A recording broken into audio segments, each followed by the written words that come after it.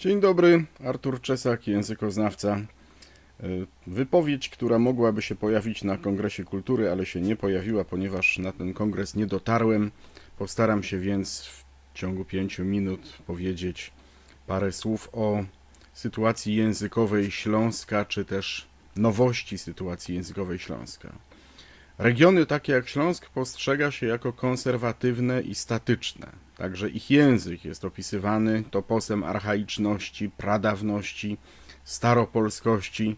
Powiedziano, że jest to język rejów i kochanowskich. Mniejsza z tym, co to by właściwie miało znaczyć i czy to prawda, ale właśnie taki topos jest w obiegu. A my mamy rozprawiać nie o archaiczności, o odwieczności, tylko o nowości i innowacjach. Jest jeszcze inna antynomia i antyteza, jedność i wielość. Językoznawca może patrzeć na region jako na mozaikę cech, które co kilkanaście kilometrów są inne, czyli że na południu Śląska pierwsza osoba liczby pojedynczej brzmi Jowidzym, a trochę dalej na północ to jest Jowidza, a trochę dalej na północ Jowidzę albo Jowidzam. I można powiedzieć, że w związku z tym, strukturalnie patrząc, nie ma jednego języka śląskiego, nie ma jednego dialektu śląskiego, mamy do czynienia z mozaiką gwar z przenikającymi się cechami.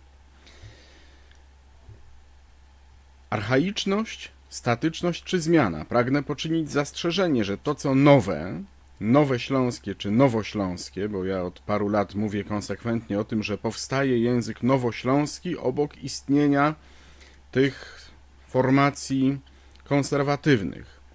To co nowe nie musi być automatycznie lepsze, a to co archaiczne nie musi być lokalne, zamknięte i dlatego gorsze. Mamy do czynienia ze współistnieniem wzorców przeżywania życia i uczestniczenia w kulturze. Zatem są wzorce tradycyjne i ruch ku czemuś nowemu. Pojawiają się nowi Ślązacy, a wraz z nimi ten nowy śląski język. Skąd się biorą nowi Ślązacy? To są ludzie, którzy dokonują osobistego wyboru, którzy nie trwają w tym kołowrocie pokoleń, odwzorowywaniu dziejów poprzednich generacji. To są ludzie, którzy dotknęli innego świata, jak tu zostało powiedziane, ale wybierają własne poszukiwania trochę często patchworkowej śląskości.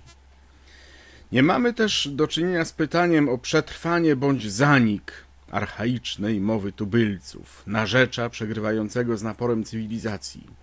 Raczej pytamy o to, co powstaje, czy osiągnie stan jakiejś stabilności, akceptację, czy doczeka się przekazywania w mediach i w szkolnictwie. Co jest nowego? Nowe jest zmiana mediów. Mamy do czynienia z internetyzacją czy z multimedializacją śląskości i śląszczyzny. To, co było domeną do niedawna wyłącznie języka mówionego, kumuluje się jako teksty pisane, kumuluje się też jako właśnie zapisy audiowizualne. Ta kumulacja powoduje przyspieszenie. Co jeszcze?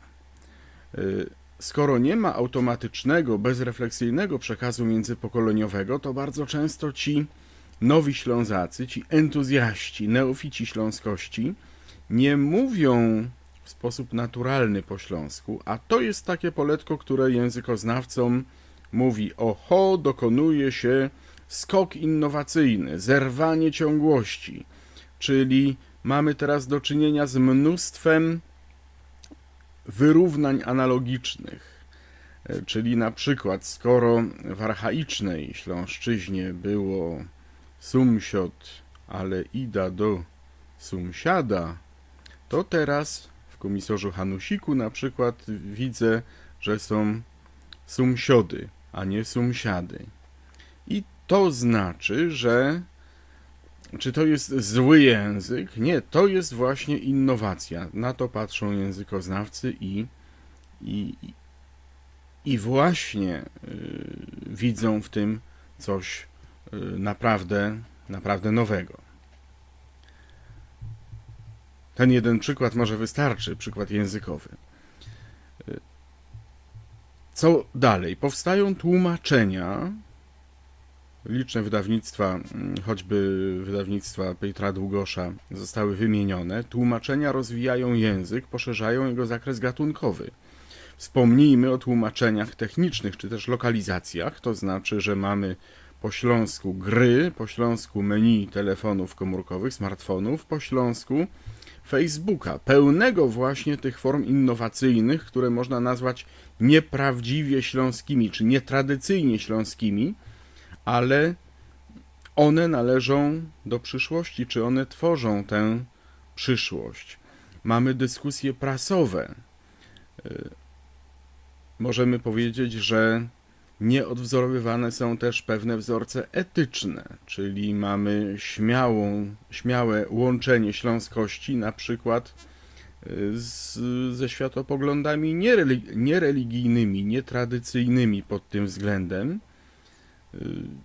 czyli te wektory rozmaitych zmian się przecinają, tak jak łączy się, czy współwystępuje inkluzywność i ekskluzywność, czyli właśnie albo trwanie w jakiejś maluteńkiej wspólnocie, nie interesującej się szerszym pojęciem śląskości, albo właśnie włączanie do śląskości jako propozycji kulturotwórczej, czy kulturowej, metafizycznej, etycznej ludzi z różnych terenów, z różnymi historiami, z różnych pokoleń i pozwalanie im również na takie współistnienie językowe. Co się wykluje?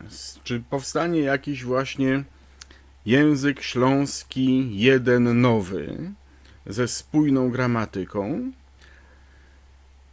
Trzeba o jednej rzeczy powiedzieć.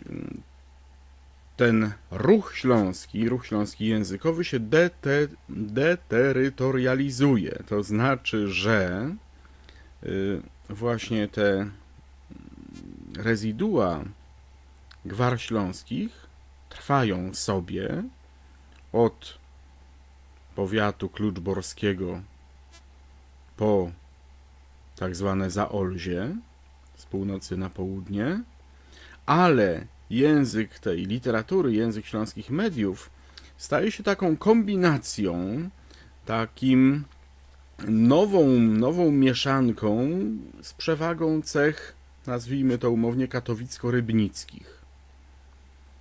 A zatem jakieś wnioski.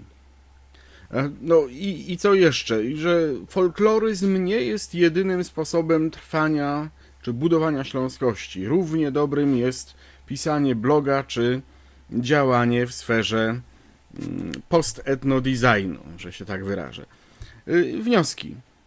Twórcy powinni tworzyć, językoznawcy badać, czytelnicy czytać, śląskie organizacje społeczno-kulturalne i pozarządowe nie ignorować tego, co się dzieje, obserwować także inne regiony Polski i Europy i sprowadzać know-how, jak wieść życie społeczności znajdującej się w rozwoju i pomiędzy rozmaitymi, często sprzecznymi wektorami rozwojowymi. Dziękuję bardzo.